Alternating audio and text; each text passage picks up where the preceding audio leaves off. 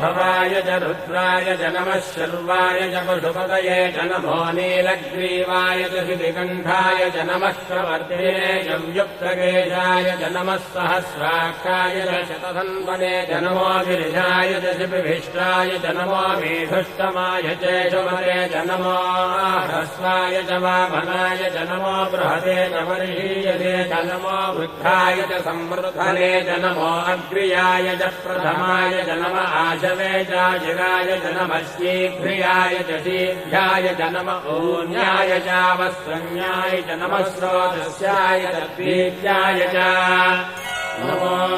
ज्येष्ठाय च कनिष्ठाय च नमः पूर्वजाय च परजाय च नमो मध्यमाय च वकल्भाय च नमो जघन्याय च बुद्धियाय च नमः श्रोभ्याय च प्रतिशल्याय च नमो याम्याय च क्षेम्याय च नमो उर्भज्याय च